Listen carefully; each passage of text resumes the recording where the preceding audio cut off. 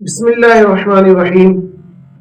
غیر مقلدین کی طرف سے ایک حدیث مبارکہ باکثرت بیان کی جاتی ہے۔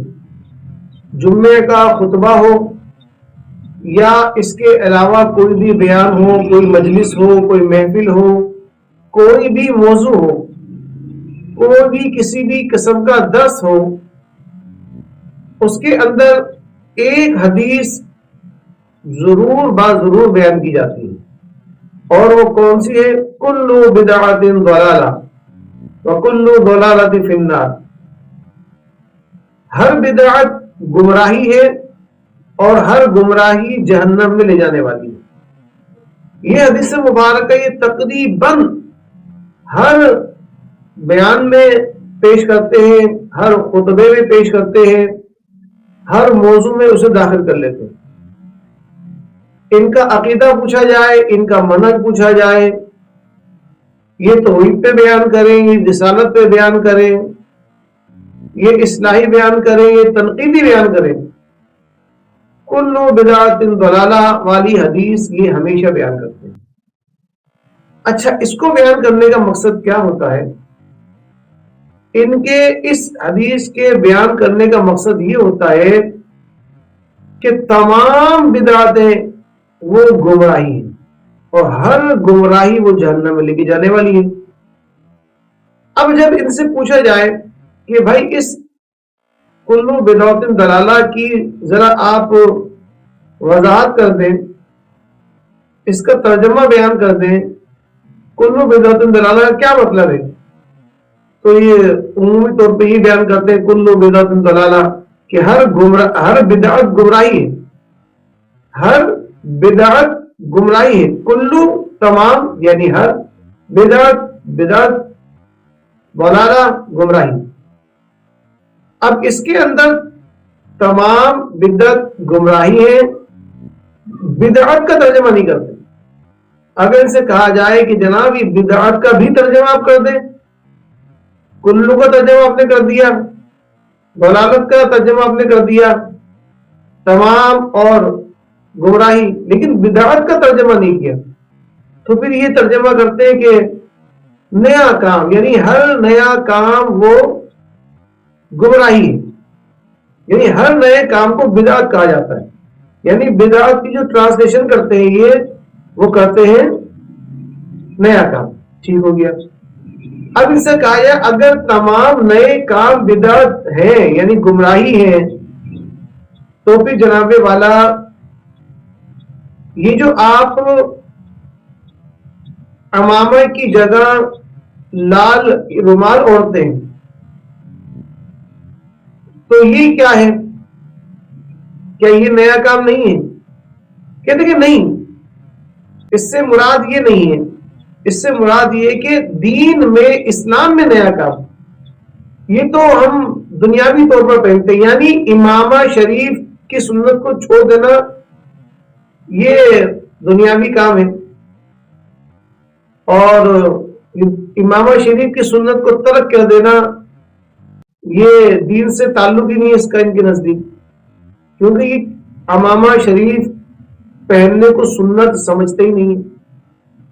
دوسری بات یہ کہ جب یہ تو لباس ہے اور یہ تو ہم ایسے ہی عورتیں بس سر ڈھانپنے کے لیے، لہٰذا ہم اسے دین اسلام سمجھتے ہی نہیں ہے کہ یہ لال رومال اوڑھنے کو غیر مقلدین کہتے ہیں کہ ہم اسے اسلام یا دین سمجھتے ہی نہیں ہے۔ اچھا، تو لہٰذا جب دین اسلام نہیں سمجھتے تو پھر یہ بدعت بھی نہیں ہے۔ چلے جناب، پھر اگر یہ آپ اسے دین نہیں سمجھتے، اسلام نہیں سمجھتے، تو چلیے جو دین سے، اسلام سے ریلیٹو چیزیں ہیں ان کے متعلق دیکھتے ہیں۔ بھائی مسجدیں شعار اسلام ہے، اسلام کی پہچان ہے، دین کی پہچان ہے، اور ہماری عبادات سے تعلق رکھنے والی چیزیں۔ اب یہ بتائیے کہ مسجدوں میں جو، مسجدوں کے اوپر جو گنبد بنائے جاتے ہیں، جو مینار بنائے جاتے ہیں، اور جو مسجدوں کے اندر نماز جیسی عظیم عبادت کی جاتی ہے اور وہ مائک پر، اور اذان دی جاتی ہے جو عبادت ہے وہ بھی مائک پر، تو یہ مائک کا استعمال نماز میں، اذان میں، مسجدوں کے اوپر مسجدوں کی پہچان کے لیے ممبروں، یہ اپنا گنبد اور مینار بنانا، یہ تو دین سے ریلیٹو ہے کہ نہیں؟ نہیں نہیں، یہ بھی دین سے ریلیٹو نہیں ہے. یہ تمام چیزیں ضرورت کی ہیں لوگوں کو آواز پہنچانے کے لیے، اذان، لوگوں تک آواز پہنچانے کے لیے نماز میں مائک کا استعمال. اس کے بغیر بھی نماز ہو جاتی ہے، اور بغیر ممبر کی بھی، بغیر مینارے کی بھی ہو جاتی ہے، اور بغیر گنبد کے بھی مسجد کہلاتی ہے. لہٰذا یہ بھی دین میں اضافہ نہیں ہے. اچھا، دین سے ریلیٹو ہے، ان چیزوں کے لیے چندہ لے کر جنت کی ضمانت دی جاتی ہے ان کے یہاں بھی، کہ جنت میں گھر بنوائیے اور اجر و ثواب کمائیے. مائک کے لیے چندہ دیجیے، گنبد کے لیے چندہ دیجیے، اور مینار کے لیے چندہ دیجیے. چندہ لے رہے ہیں، ثواب کی ترغیب دلا رہے، پھر بھی کہتے ہیں کہ دین نہیں ہے. چلیے جناب، اگر یہ دین نہیں ہے تو پھر ثواب کس بات کا؟ کوئی دین سے ریلیٹڈ کام ہو تو ثواب ملتا ہے نا. چلے آپ اس کو بھی دین میں سمجھتے، اسلام کا صحیح سمجھتے، اس کے باوجود آپ چندہ لیتے اور ثواب کی بات کرتے ہیں، جنت میں گھر رہنے کی بات کرتے ہیں، جبکہ دین کے حساب کے بھی نہیں رہے. چلیں جی. اچھا یہ بتائیے کہ قرآن مجید فرقان حمید میں جو اعراب لگائے گئے، یہ تو قرآن تو دین کا حصہ ہے نا، دینی کتاب ہے، مذہبی کتاب ہے، اس میں ایمان ہے، اس کا انکار کفر ہے، اس میں احکامات الہیہ ہے، سب چیزوں کا بیان ہے. توحید کا بیان، رسالت کا بیان، فرشتوں کا بیان، جنت کا بیان، دوزخ کا بیان، عبادات کا بیان، اولیاء کرام کے تذکرے. تو اس قرآن کو کتابی صورت میں دینا، مرتب کرنا، اربع، ثلاثہ، نفس وغیرہ کی ترتیب قائم کرنا، اعراب لگانا، وقف کی نشانات لگانا. پھر اس کے علاوہ جو ابوبکر صدیق کے دور میں ہوا، حضور علیہ الصلوۃ والسلام کے ظاہری حیات کا جو دور تھا، اس میں قرآن پاک کی ترتیب نہیں تھی، یہ شکل و صورت بھی نہیں تھی. پھر اس کے علاوہ عمر فاروق اعظم رضی اللہ تعالی عنہ کا رمضان المبارک میں 30 دن 20 رکعت تراویح کی باجماعت نماز قائم کرنا، یہ بھی حضور علیہ الصلوۃ والسلام کے ظاہری حیات طیبہ میں ایسا معاملہ نہیں تھا.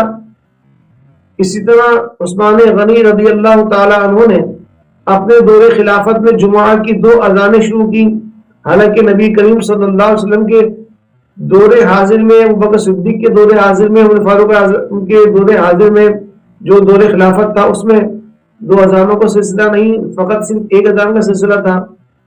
تو اس بارے میں کیا کہیں گے؟ یہ تمام چیزیں تو دین سے، اسلام سے ریلیٹو ہے، کیا یہ چیزیں اضافہ نہیں؟ کیا ان کو بھی آپ بدعت کہیں گے؟ تو جناب اس کے اوپر ان لوگوں کے جواب ہوتے ہیں وہ یہی ہوتا ہے کہ عمر فاروق اعظم رضی اللہ تعالیٰ عنہ نے نعوذ باللہ معاذ اللہ یہ بدعت جاری کی، اور یہ اسے گمراہی ہی سمجھتے ہیں.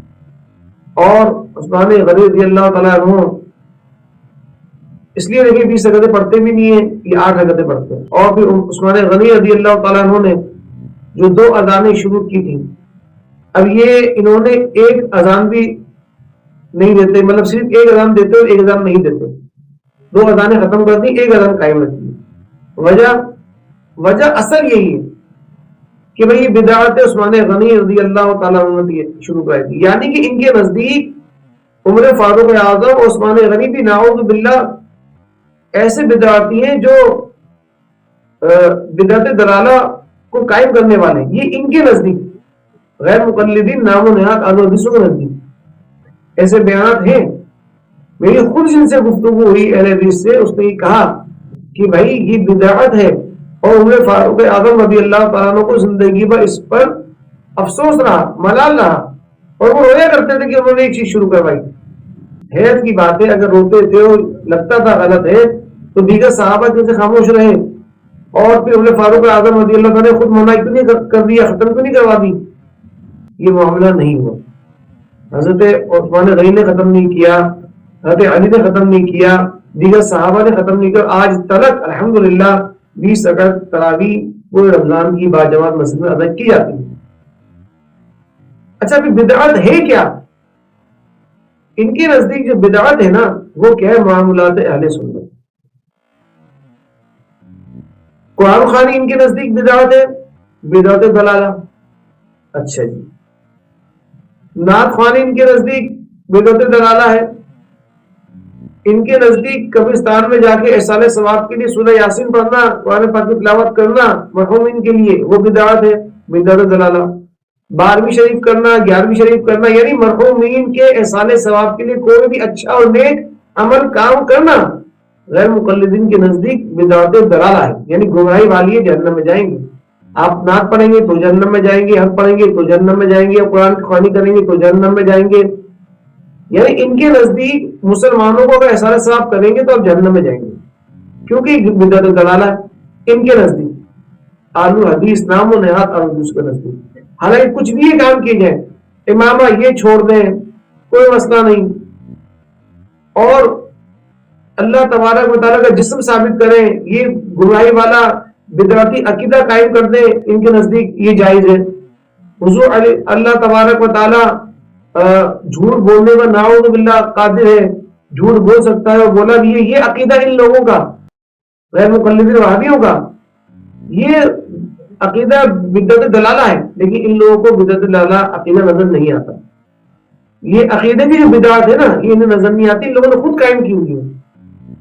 تو لہذا صحابہ کرام علیہ رضوان کا یہ عقیدہ ہے، نظریہ، کہ حضور علیہ الصلوۃ والسلام اپنی قبر انور میں حیات ہیں، یہ چھوڑ کر انہوں نے یہ عقیدہ بنا لیا کہ حضور علیہ الصلوۃ والسلام اپنی قبر میں بھی حیات نہیں ہے، حضور علیہ الصلوۃ والسلام قبر میں بھی سنتے نہیں ہیں اور بے خبر ہیں۔ یہ عقیدے ان لوگوں نے گڑھ لیے اور یہ بدعت ان کے خلاف، ان کے مطابق نہیں ہے۔ حالانکہ بدعت دلالہ ایسے گمراہی والے عقیدے ہیں اور نظریے اور منہج ہیں، اور عمومی طور پر اگر ان سے آپ پوچھیں یا ان کو دیکھیں تو یہ خود بتاتے ہیں کہ پہلے ان کا عقیدہ اور نظریہ اہل سنت و جماعت وہی تھا جو بریلویوں کا عقیدہ نظریہ، اور بریلویوں کا عقیدہ نظریہ کیا وہ جو صحابہ کا۔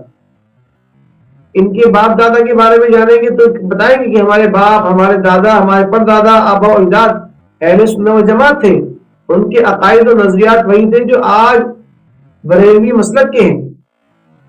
تو انہوں نے حق کو چھوڑ کر، صحیح درست عقائد کو چھوڑ کر، صحابہ کے عقیدے کو چھوڑ کر جو عقیدوں میں بگاڑ پیدا کیے، در حقیقت وہ بدعت دلالہ پر قائم ہے، اور یہ الزام ڈال دیتے ہیں اہل سنت و جماعت پر، جو کہ الحمدللہ اہل سنت و جماعت بریلویوں کے عقیدے نظریے وہی ہیں جو صحابہ کرام علیہ رضوان کے عقیدے اور نظریے تھے۔ الحمدللہ ان کا عقیدہ یہی تھا کہ حضور علیہ السلام کی قبر انور میں حیات ہے، ہمیں ملاحظہ بھی فرما رہے ہیں، ہمیں دیکھ بھی رہے ہیں، اور حضور علیہ السلام کو اللہ تبارک و تعالیٰ نے غیوب کے علم بھی عطا فرمائے ہیں، جس پر احادیث طیبات بھی وارد ہیں۔ احادیث طیبات کے ساتھ ساتھ قرآن پاک کی آیات بھی الحمدللہ وارد ہیں، موجود ہیں، جو ہم نے گزشتہ بیانات میں پیش کی ہیں۔ ہمارا اسلامک مائنڈ چینل آپ سبسکرائب کریں، اس کا وزٹ کریں، دیکھیں، اس کو سرچ کریں، انشاءاللہ آپ کو اس طرح کے بیانات باقاعدہ دلائل کے ساتھ ملیں گے، جس میں قرآن پاک کی آیات پیش کی ہوں گی، احادیث طیبات صحیحہ پیش کی ہوں گی، جو قرآن پاک سے الحمدللہ اہل سنت والجماعت حنفی بریلوی مسلک کے ہیں۔ اللہ تبارک و تعالی ہمیں ان نام و نہاد اہل الحدیثوں سے محفوظ فرمائے، ان کی بد عقیدہ جو گمراہی والے بدعت والے عقیدے ان سے محفوظ فرمائے، جو دلالت پر جو بدعت دلالہ ہے ان کی اس عقیدے سے اللہ تعالیٰ ہمیں محفوظ فرمائے، اور ہمارا سب کا خاتمہ ایمان پر فرمائے، اور صحابہ کرام عنوان کے عقیدے پر ہمیں موت کا فرمائے۔ بیان کرنے میں جو سبقت لسانی ہو گئی ہو، غلطی ہو گئی ہو، اللہ تعالیٰ درگزر فرمائے۔ آمین بجاہ نبی امین صلی اللہ تعالی علیہ وآلہ وسلم۔